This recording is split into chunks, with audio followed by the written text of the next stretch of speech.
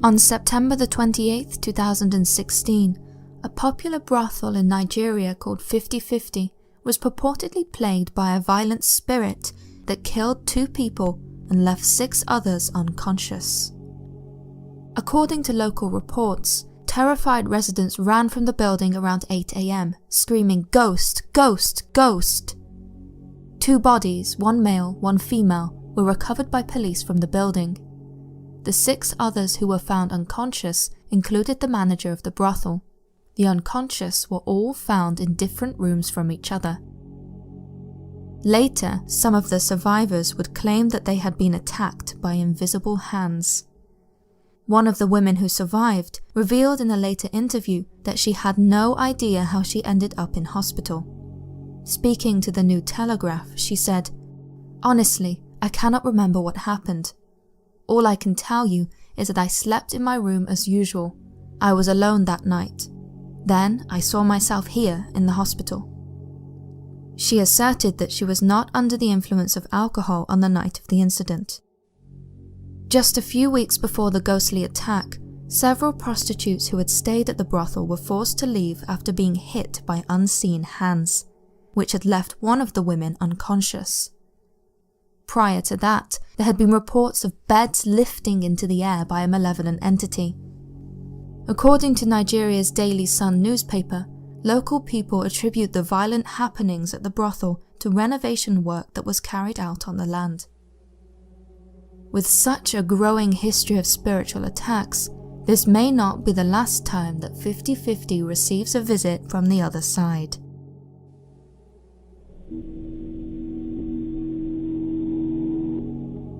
The following is a tale which has evolved into something of a dark legend.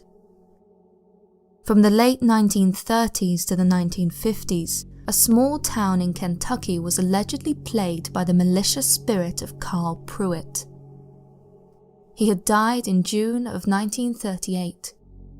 A carpenter by day, Pruitt returned home from work to discover his wife in the arms of another man.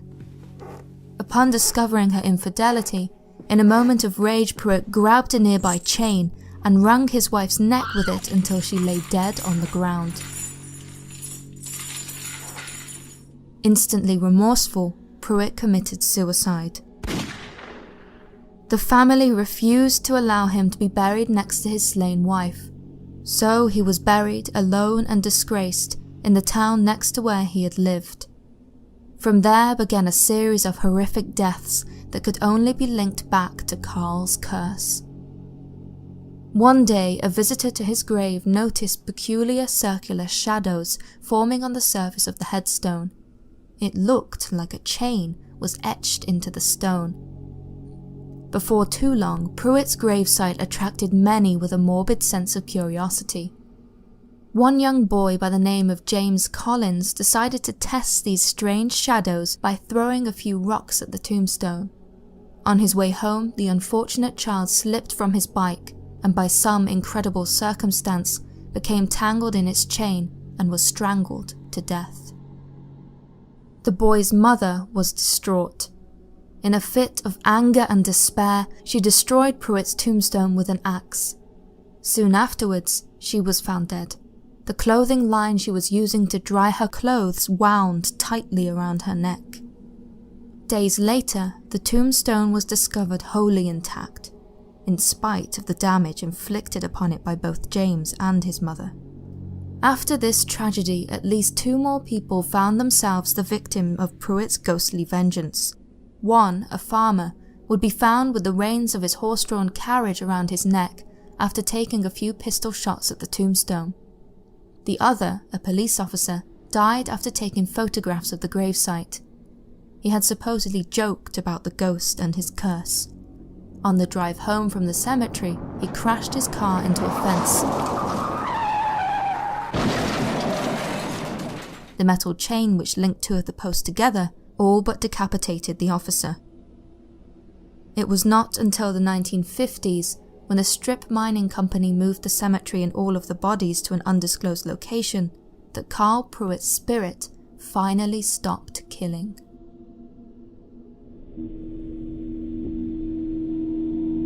Between the years 1933 and 1963, Alcatraz Island, lying off San Francisco Bay, operated as one of America's most notorious federal prisons.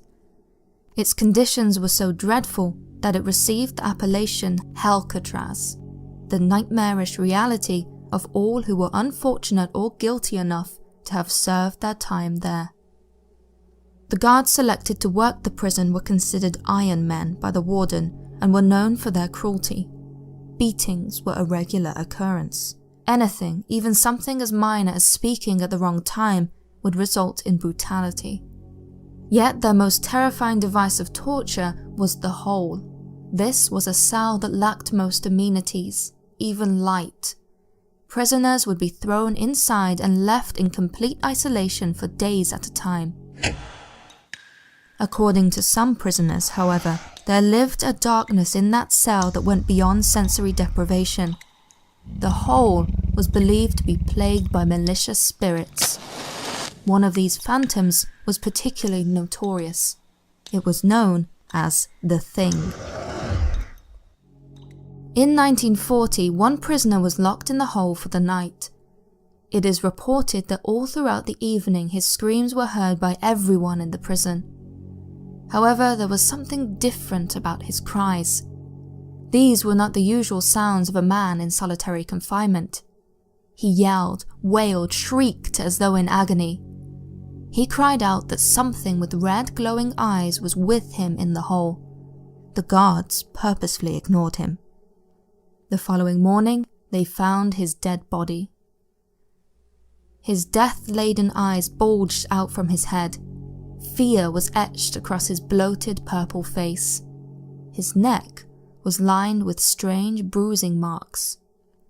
The medical examiner determined that he had died of strangulation, for the marks on his neck had not been self-inflicted. Even stranger still was that whilst his corpse was being examined, he had allegedly been witnessed at morning roll call, after which he vanished into thin air.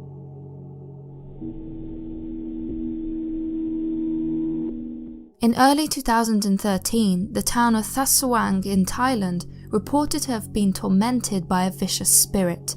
She was known as the Widow Ghost. The entity claimed the lives of 10 young men. They all died in their prime, with no warning of any prior health complaints. Their deaths were sudden. Some even died whilst they were walking. The official cause of death is respiratory failure. However, what caused this is a mystery. It was when the plague apparently started to affect other nearby towns that a medium came forward. She stated that the widow ghost would not stop until she had taken more lives, and that all young men were in danger, especially those families with only one son. The only way to prevent this was to hang a red shirt outside of your home. This was a dangerous move for anyone to make in Thailand, for red shirts had been the symbol of a coup by the Thai army in 2006. Anyone caught hanging a red shirt outside of their home could be thought of as a political radical. In spite of this, most people in the area hung red shirts outside of their homes. Fear of the murderous widow ghost, it seems, was greater than the fear of political repercussions.